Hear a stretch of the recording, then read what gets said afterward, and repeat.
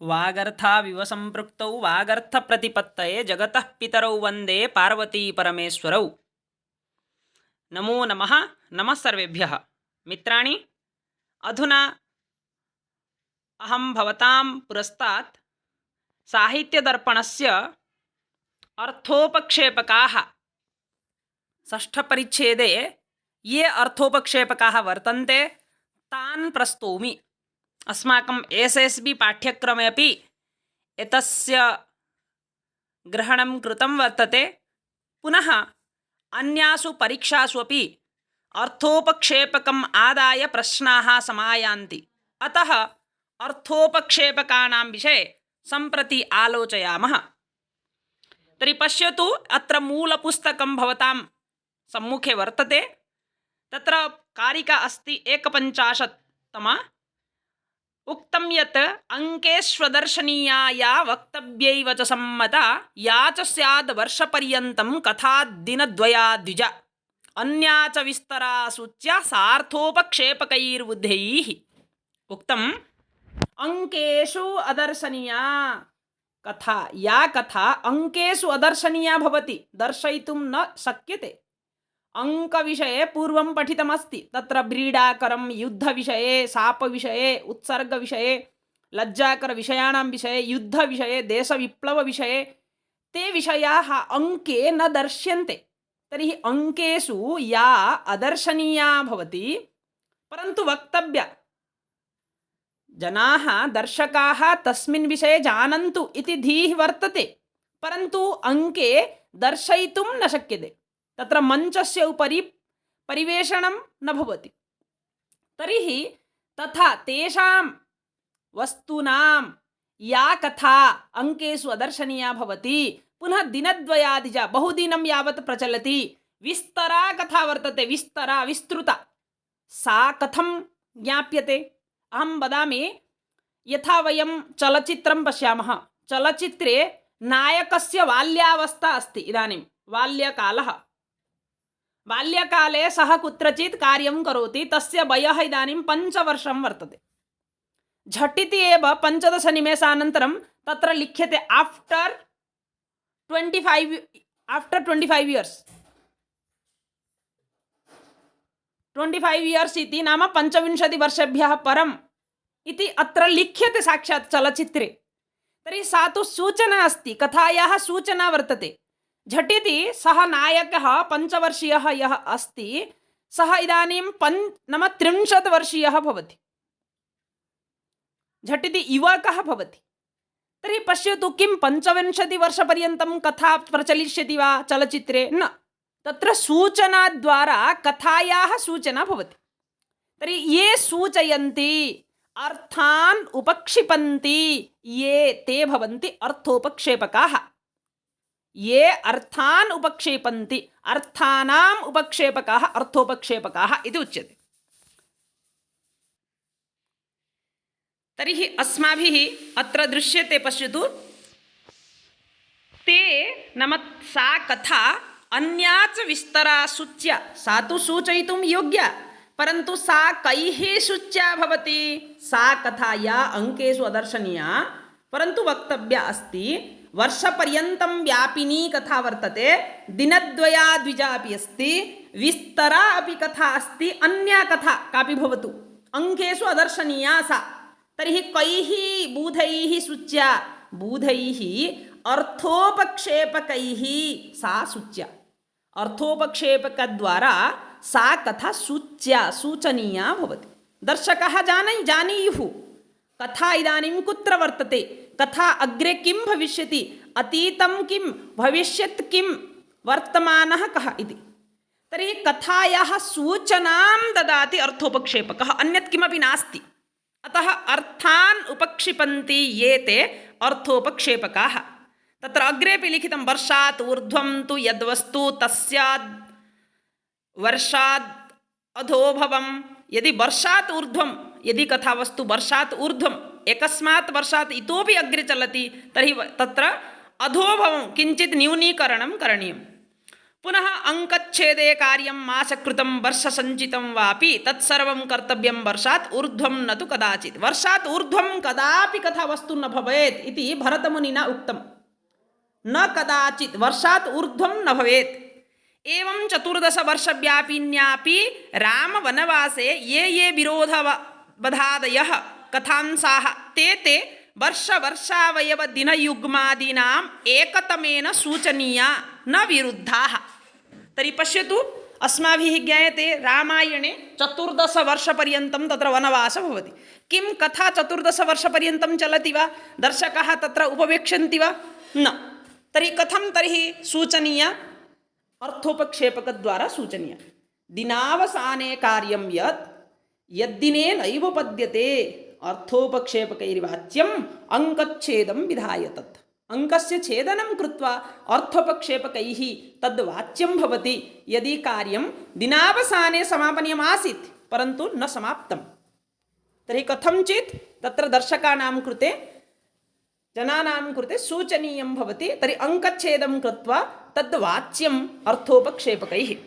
इदानीं के ते अर्थोपक्षेपकाः इति प्रश्नः भवति. ते अर्थोपक्षेपकाः के?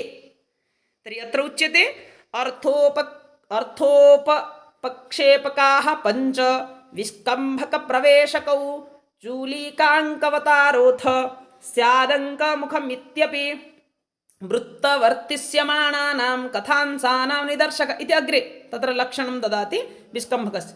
तर्हि अत्र उक्तम् अर्थोपक्षेपकाः पञ्च. परीक्षायां प्रश्नः आगच्छति अर्थोपक्षेपकाः कति सन्ति? कति अर्थोपक्षेपकाः वर्तन्ते? 5 अर्थोपक्षेपकाः. अर्थोपक्षेपकानां कार्यं किं? कथावस्तुनः सूचनाप्रदानम् एव. या कथा दर्शयितुं न शक्यते, या कथा बहु विस्तृता भवति, तस्याः कथायाः सूचना एतैः अर्थोपक्षेपकैः दीयते. तर्हि कति अर्थोपक्षेपकाः सन्ति? 5 अर्थोपक्षेपकाः सन्ति. के ते? विस्कम्भकः प्रवेशकः इति. विस्कम्भकप्रवेशको इति द्विवचनमस्ति.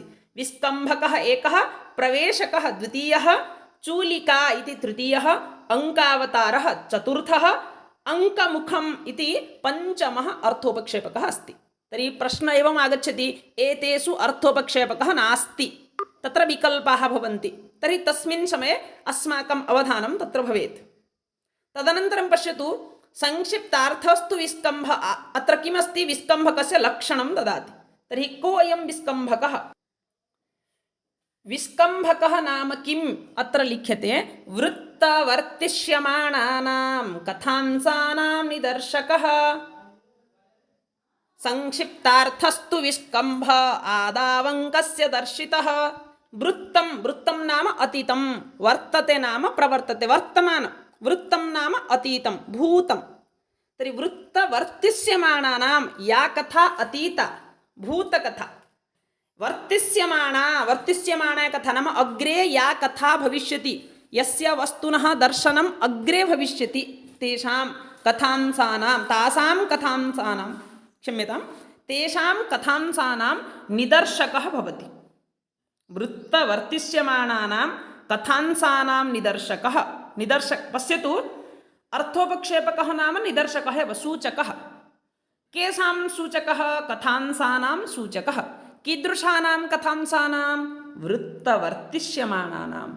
यदि कथा समाप्ता तर्हि तस्याः कथायाः अपि सूचना दातव्या. यदि अग्रे काचित् कथा भविष्यति, आगमिष्यति भविष्यत्काले, परन्तु सा कथा दर्शयितुं न शक्यते, केवलं सूचयितुं शक्यते, तर्हि तस्याः अपि कथायाः सूचना भवति. तर्हि निदर्शकः कः? विस्कम्भकः. वृत्तवर्तिष्यमाणानां कथांसानां निदर्शकः. संक्षिप्तार्थस्तु विस्कम्भः. तर्हि बृहत् कथा अस्ति, महती कथा अस्ति, तर्हि तत् संक्षिप्तार्थेन सूच्यते. संक्षेपीकृत्य, संक्षिप्य सूच्यते. किं किं तत्र भवति तत्सर्वं संक्षिप्य संक्षिप्तार्थः भवति विस्कम्भः. इदानीं विस्कम्भः कुत्र दर्श्यते? विस्कम्भः आदावङ्कस्य दर्शितः. आदौ अङ्कस्य दर्शितः. अङ्कस्य आदौ विस्कम्भः दृश्यते. विस्कम्भकः इति उच्यते. विस्कम्भः इति कुत्रचित् विस्कम्भक इति केचन वदन्ति. यदि सः विस्कम्भकः अथवा सः विस्कम्भः मध्येन मध्यमाभ्यां पात्राभ्यां सम्प्रयोजितः भवति। मध्यमपात्र, पात्राणां तत्र विभागाः सन्ति, उत्तमपात्र, मध्यमपात्र, अधमपात्र। तर्हि यदि मध्यमपात्रेण अथवा मध्यमाभ्यां द्वाभ्यां मध्यमाभ्यां पात्राभ्यां विस्कम्भः सम्प्रयोजितः भवति, सः विस्कम्भः शुद्धः इति कथ्यते।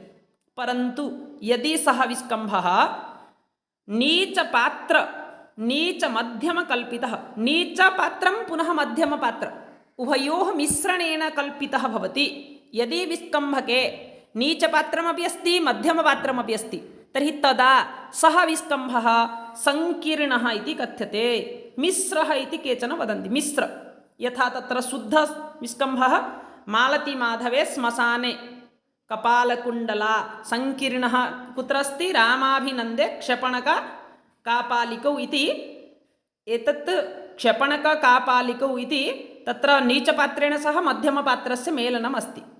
परन्तु मालतीमाधवे श्मशाने कपालकुण्डला इति तत्र मध्यमपात्रस्यैव ग्रहणम्, अतः शुद्धविस्कम्भः भवति। पश्यतु, सूचना तु कोऽपि पात्रविशेषः एव ददाति। साक्षात् सूचना कथं भविष्यति? लेखने तु न भवति। चलचित्रे वयं पश्यामः लिख्यते, परन्तु नाटके कश्चन सूचयति, 5 वर्षानन्तरम् एवं जातम्, इदानीं नायकः राजा अभवत् इति सूचना भवति।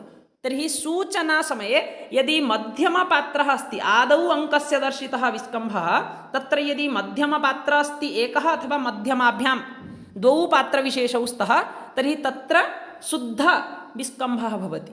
यदि मध्यमपात्रैः सह नीचपात्रस्य मिश्रणं भवति सूचनासमये, तर्हि तत्र सङ्कीर्णविस्कम्भः अथवा मिश्रविस्कम्भः इति उच्यते।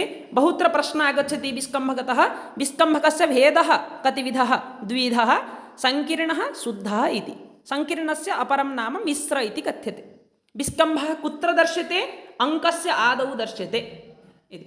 वृत्तवर्तिष्यमाणानां कथांशानां निदर्शकः भवति विस्कम्भः। तदनन्तरं प्रवेशकः। तर्हि अथ प्रवेशकः लिख्यते, प्रवेशको अनुदातोक्त्या नीचपात्रप्रयोजितः। प्रवेशकः अपि सूचकः एव, अर्थोपक्षेपकः वर्तते, परन्तु नीचपात्रप्रयोजितः। अत्र मध्यमपात्रस्य ग्रहणं नास्ति। नीचपात्रविशेषः यः भवति प्रकृतभाषा। बहुत्र प्रश्नः आगच्छति, प्रवेशकस्य भाषा का? नीचपात्र अस्ति, अतः तत्र प्राकृतभाषा भवति। प्राकृत। पुनः नीचपात्रप्रयोजितः कः प्रवेशकः? तस्य उक्तिः कीदृशी? अनुदातोक्ति, नाम अनुत्कृष्ट तथा उत्कृष्टपूर्णा उक्ति न भवति, अनुदातोक्ति भवति। अङ्कद्वयान्तर्विज्ञेयः। पुनः प्रवेशकः कुत्र भवति? अङ्कद्वयस्य मध्ये। इदानीं प्रथमाङ्कः अस्ति, द्वितीयाङ्कः अस्ति, मध्ये इति भवति। अङ्कद्वयस्य नाम प्रथमाङ्कस्य अन्तिमे भवति अथवा द्वितीयाङ्कस्य आरम्भे भवति। तर्हि अङ्कद्वयोः मध्ये, द्वयोः अङ्कयोः मध्ये अङ्कद्वयान्तः इति प्रवेशकः उच्यते। शेषं विस्कम्भके यथा विस्कम्भके वृत्तवर्तिष्यमाणानां कथानां सूचना दीयते, प्रवेशके अपि तथैव, परन्तु भेदः कः? विस्कम्भकः अङ्कस्य आदौ भवति, प्रवेशकः अङ्कद्वयोः मध्ये भवति। विस्कम्भके मध्यमपात्रस्य प्रवेशः भवितुमर्हति, प्रवेशके नीचपात्रप्रयोजितः एव प्रवेशकः भवति इति। तत्र अङ्कद्वयस्य अन्तः इति कथनेन प्रथमाङ्के अस्य प्रतिषेधः भवति। एतत् स्मरणीयं। पश्यतु, प्रवेशकस्य निषेधः प्रथमाङ्के भवति। प्रथमाङ्के तस्य ग्रहणं न। प्रथमाङ्कं विहाय अग्रे ये अङ्काः सन्ति, तेषु अङ्केषु अस्य प्रवेशकस्य नाम अन्तर्भावः भवति, परन्तु प्रथमाङ्के प्रवेशकस्य निषेधः भवति। यथा वेणीसंहारनाटके अश्वत्थमाङ्के राक्षसमिथुनम् इति उच्यते। एतत् उदाहरणमस्ति प्रवेशकस्य। तदनन्तरम् अर्थोपक्षेपकः वर्तते चूलिका। तत्र लिखितमस्ति अन्तर्जवनिका संस्थैः सूचनार्थस्य चूलिका। अन्तः नाम रङ्गशालायां नेपथ्ये जवनिका अस्ति खलु, जवनिकायाः अन्तः यदि तिष्ठन् कश्चन पात्रविशेषः सूचनां ददाति, सः मञ्चं नागच्छति, मञ्चस्य उपरि तस्य प्रवेशः नास्ति, नेपथ्ये एव स्थित्वा वदति। तर्हि तत्र सूचना तु अस्ति कथांशस्य, परन्तु कुत्र? अन्तर्जवनिकासंस्थैः पात्रैः अन्तर्जवनिकायां नाम जवनिकायाः अन्तः स्थितैः पात्रैः सूचना दीयते। तर्हि यदा नेपथ्ये तिष्ठन् कश्चन पात्रविशेषः सूचनां ददाति कथांशस्य तदानीं सा चूलिका इति कथ्यते। चूलिका अपि अर्थोपक्षेपकः वर्तते। यथा उदाहरणं वीरचरिते महावीरचरिते चतुर्थाङ्कस्य आदौ नेपथ्ये इति अस्ति। बहुत्र दृश्यते नाटकेषु। नेपथ्ये स्थित्वा कश्चन वदति, तर्हि भो वैमानिकाः प्रवर्तन्तां रङ्गमङ्गलानि इत्यादि रामेण परशुरामः जितः इति नेपथ्ये पात्रैः सूचितं। रामद्वारा परशुरामः जितः इति सूचना अस्ति, परन्तु कुत्र स्थित्वा सः वदति? नेपथ्ये स्थित्वा वदति। यदि नेपथ्ये स्थित्वा वदति तर्हि सः अर्थपक्षेपकः चूलिका इति कथ्यते। अनन्तरम् आगच्छति अङ्कावतारः। अङ्कान्ते सूचितः पात्रैः तदङ्कस्याविभागतः यत्राङ्को अवतरति एषः अङ्कावतार इति स्मृतः। अङ्कान्ते अङ्कस्य अन्ते चतुर्थाङ्कः भवतु पञ्चमाङ्कः भवतु यत्र कुत्रापि अङ्कस्य अन्तिमे सूचितः भवति। पात्रैः तदङ्कस्य अविभागतः तदङ्कस्य इदानीं चिन्तयतु चतुर्थाङ्कस्य अन्तिमे सूच्यते, तर्हि चतुर्थाङ्कस्य एव पात्रविशेषाः सूचयन्ति। तदङ्कस्य पात्रैः सूचितः भवति। कुत्र? अङ्कान्ते। अङ्कान्ते तदङ्कस्य पात्रैः सूचितः भवति। कथम्? अविभागतः। अङ्कस्य अविभागतः। विभागः न भवति, कथावस्तुनः विभागः न भवति, कथायाः विभागः न भवति। तर्हि अत्र अविभागतः इति उक्तम्। अतः अङ्कः अवतरति एषः। तर्हि इदानीं पञ्चमाङ्कस्य अन्तिमे या कथावस्तु प्रचलिता अस्ति षष्ठाङ्के तस्य अत्र अवतरणं भवति, परिवर्तनं न। तर्हि यतोहि एतत् पञ्चमाङ्क एतत् षष्ठाङ्क, परन्तु अवतारः भवति कथांशस्य। अङ्कः अत्र अवतरति, पञ्चमाङ्कः षष्ठाङ्के अवतरति, तर्हि एतत् अङ्कावतार इति कथ्यते। अत्र सूचना भवति एषा एव कथा अग्रे प्रवर्तते इति। तर्हि यत्र अविभागतः तस्य अङ्कस्य पात्रैः सूचना दीयते, अङ्कस्य अन्ते भवति। परन्तु कथं वयं ज्ञातुं शक्नुमः अङ्कावतार इति? अविभागतः। तत्र विभागः न भवति, कथांशस्य विभाजनं नास्ति, सा एव कथा अन्यस्मिन् अङ्के प्रदर्श्यते। अवतारः भवति, अङ्कस्य अवतारः अङ्कावतारः। अङ्कः अवतरति अतः अङ्कावतार इति उच्यते। यथा अभिज्ञानशाकुन्तले पञ्चम अङ्के पात्रैः सूचितः, पञ्चमाङ्कस्य अन्तिमे तस्य अङ्कस्य नाम पञ्चमाङ्कस्य पात्रैः सूचितः किं? षष्ठाङ्कः तदङ्कस्य अविभाग तदङ्कस्य अङ्गविशेषः इव अवतीर्णः। पञ्चमाङ्कस्य कथायाः षष्ठाङ्कः तस्य अङ्कस्य धीवरवृत्तान्तः अस्ति खलु, तर्हि तस्य अङ्कस्य कथांशवत् अङ्कस्य अङ्गवत् पुनः अवतरति, अतः अङ्कावतार इति उच्यते। तदनन्तरम् अङ्कमुखम्। इदानीम् अस्माकं शरीरे मुखम् अस्ति, वयं मुखेन यत्किमपि वक्तुं शक्नुमः, मनसि विद्यमानाः भावनाः अत्र प्रकटीक्रियन्ते मुखद्वारा। तर्हि पश्यतु, यथा मुखेन सर्वाः भावनाः बहिरागच्छन्ति तथैव सर्वासु अखिलाः सूचनाः प्रत्येकम् अपि अङ्के विद्यमानाः सूचनाः अत्र भवन्ति। यत्र स्याद् अङ्क एकस्मिन्, अत्र लिख्यते लक्षणं पश्यतु, यत्र स्याद् अङ्के एकस्मिन् अङ्के अङ्कानां सूचनाखिला भवति। यत्र एकस्मिन् अङ्के अखिला सूचना भवति, केषाम्? अङ्कानाम् अखिला सूचना भवति, तद् अङ्कमुखमित्याहुः। तदेव अङ्कमुखम् इति विद्वांसः आहुः। बीजार्थख्यापकं, परीक्षायां प्रश्नः आगच्छति, बीजार्थख्यापकं किम्? अङ्कमुखं भवति। एकस्मिन् एव अङ्के अङ्कानाम् अखिला सूचना, अखिला नाम सम्पूर्णसूचना भवति।